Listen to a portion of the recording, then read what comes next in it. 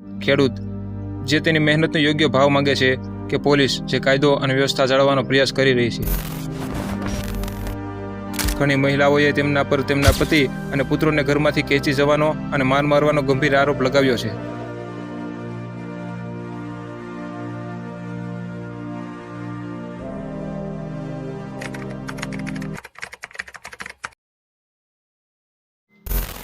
ગુજરાતના બોટાદ જિલ્લાના એક નાનકડા ગામ હળદળમાં તાજેતરમાં જે બન્યું તેને માત્ર રાજ્યમાં જ નહીં પરંતુ દેશભરમાં હલચલ મચાવી દીધી છે. એ દ્રશ્યો કોઈ યુદ્ધના મેદાનથી ઓછા નહોતા. ખેડૂતોનો આક્રોશ, પોલીસની લાઠીઓ, ટીયર ગેસના ધુમાડા અને પોલીસ વાહનો પર પથ્થરમારો. આજે આપણે આખા ઘટનાક્રમની વિગતે વાત કરીશું. પોલીસ અને ખેડૂતો વચ્ચે આ હિંસક સંઘર્ષ શા માટે થયો, વિવાદનું મૂળ શું છે, કપાસના કરદાનો આખો મામલો શું છે અને આ ઘટના પાછળના રાજકીય આક્ષેપો કેટલા ગંભીર છે. આ સંઘર્ષની શરૂઆત બોટાદના ખેતરોમાંથી થાય છે, જ્યાં કપાસનું મબલખ ઉત્પાદન થયું છે, પરંતુ ખેડૂતની મહેનત પર પાણી ફેરવાનું કામ કર્યું છે કરદાના નિયમે. કરદું એટલે શું?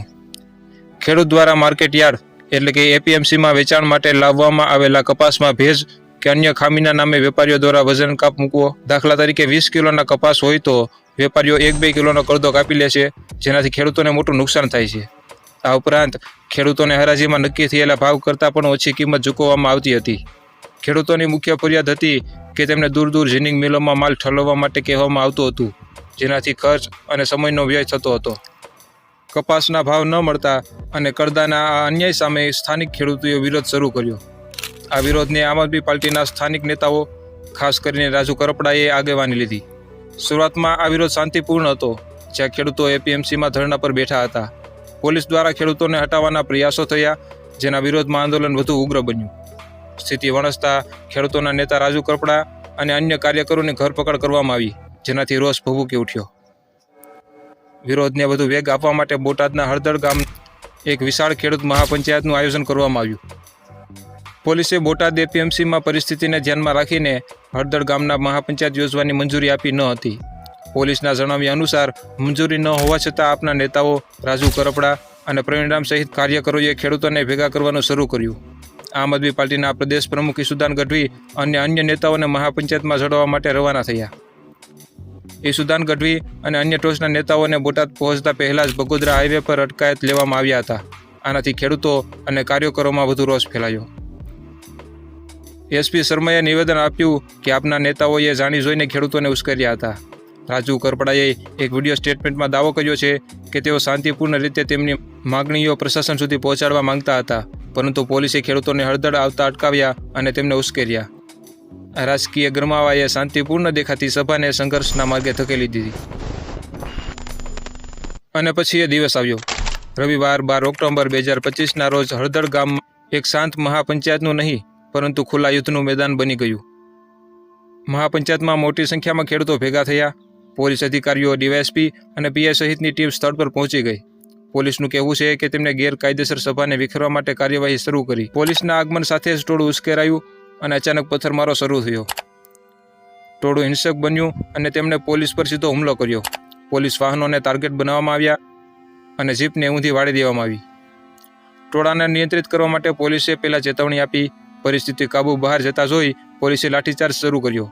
લાઠીચાર્જથી પણ ટોળું ન વિખેરાતા પોલીસે 20 ટીયર ગેસના સેલ છોડ્યા. 15-20 મિનિટમાં જ આખો વિસ્તાર યુદ્ધના મેદાન જેવો બની ગયો. ત્યારબાદ ટોળું વિખેરાયું. આમ આદમી પાર્ટીએ દાવો કર્યો છે કે આ એક હિંસા નહીં, એક ષડયંત્ર હતું. રાજુ કરપડાએ આરોપ મૂક્યો છે કે શાંતિપૂર્ણ સભાને સાદા કપડામાં મોઢા પર રૂમાલ બાંધેલા કેટલાક લોકો ઘૂસી આવ્યા હતા. તેમણે જ પોલીસ પર પથ્થરમારો શરૂ કર્યો, જેનાથી પોલીસને લાઠીચાર્જ કરવાનું બહાનું મળી જાય. તેમણે કહ્યું કે પોલીસે હુમલો કરનારાઓને પકડવાને બદલે શાંતિપૂર્ણ ખેડૂતો પર લાઠીચાર્જ. પોલીસે હિંસા ફેલાવવાના આરોપમાં હળદળ ગામમાં કોમ્બિંગ ઓપરેશન શરૂ કર્યું હતું. એસપીના જણાવ્યા અનુસાર 20 જેટલા લોકોને સ્થળ પરથી તરત જ અટકાયત કરવામાં આવ્યા હતા. આપનો દાવો છે કે પોલીસે ગામના ઘરોમાં ઘૂસીને તોડફોડ કરી અને 250થી વધુ લોકોને ઝડપી પાડ્યા છે. ઘણી મહિલાઓએ તેમના પર તેમના પતિ અને પુત્રોને ઘરમાંથી ખેંચી જવાનો અને માર મારવાનો ગંભીર આરોપ લગાવ્યો છે. પોલીસે હિંસક હુમલો અને પથ્થરમારા બદલ પાળિયાદ પોલીસ સ્ટેશનમાં એફઆઈઆર નોંધી છે.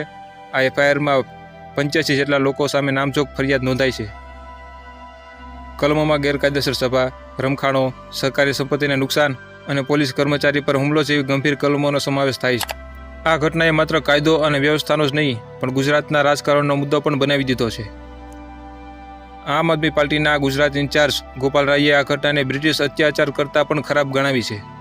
તેમણે રાજ્ય સરકાર પર ખેડૂતો પર દમનચક્ર ચલાવવા અને ખેડૂતોના દુશ્મન બનવાનો આરોપ લગાવ્યો છે. આમ આદમી પાર્ટીએ સમગ્ર રાજ્યમાં આ ઘટનાને વધુ તીવ્ર બનાવવાનું એલાન આપ્યું છે. પાર્ટીએ 31 ઓક્ટોબરના રોજ ગુજરાતમાં એક મોટી મહાપંચાયત યોજવાની જાહેરાત કરી છે. ગૃહમંત્રી હર્ષ સંઘવીએ અને ભાજપ નેતાઓએ આપના આક્ષેપોને નકારી કાઢ્યા છે. તેમણે ભારપૂર્વક જણાવ્યું છે કે મહાપંચાયત મંજૂરી વિના યોજાઈ હતી અને આપના નેતાઓની ઉશ્કેરણીના કારણે જ ટોળું હિંસક બન્યું હતું. પોલીસ વહીવટીતંત્ર હિંસા અને પથ્થરમારાના કૃત્યને પ્રી પ્લાન્ડ અથવા પૂર્વ આયોજિત ગણાવ્યું હતું. તેમણે દાવો કર્યો છે કે સ્થળ પર અગાઉથી જ પથ્થરોનો સંગ્રહ કરી રાખવામાં આવ્યો હતો. બોટાદની ઘટનાએ ગુજરાતના ખેડૂત આંદોલનને એક નવો વળાંક આપ્યો છે. કપાસના કડદાના આર્થિક અન્યાયનો મુદ્દો હવે કાયદો અને વ્યવસ્થા તથા ગંભીર રાજકીય સંઘર્ષમાં પરિવર્તિત થઈ ગયો છે. હળદર ગામમાં હજુ પણ ચુસ્ત પોલીસ બંદોબસ્ત ગોઠવવામાં આવ્યો છે. પોલીસ દ્વારા હજી ધરપકડ અને કોમ્બિંગ ઓપરેશન ચાલુ છે. ખેડૂત નેતાઓ પર કાયદેસરની કાર્યવાહીને કારણે આંદોલન હવે શેરીઓમાંથી કાયદાકીય લડાઈ તરફ વળ્યું છે. આ ઘટનાના પડઘા આગામી દિવસોમાં રાજ્યની રાજનીતિ અને કપાસની ખરીદીની નીતિ પર સ્પષ્ટપણે પડશે. અંતે સવાલ એ છે કે આ સંઘર્ષમાં કોણ સાચું ને કોણ ખોટું? ખેડૂત જે તેની મહેનતનો યોગ્ય ભાવ માંગે છે કે પોલીસ જે કાયદો અને વ્યવસ્થા જાળવવાનો પ્રયાસ કરી રહી છે? શું આ હિંસા અચાનક થઈ કે પછી કોઈ રાજકીય ષડયંત્રની ભાગ હતી? આ અંગે તમારા શું મંતવ્યો છે? તમને શું લાગે છે બોટાદના ખેડૂતોને ક્યારે અને કેવી રીતે ન્યાય મળશે? નીચે કોમેન્ટ બોક્સમાં તમારા વિચારો અને પ્રશ્નો જરૂર મૂકો. જય હિન્દ, જય ભારત.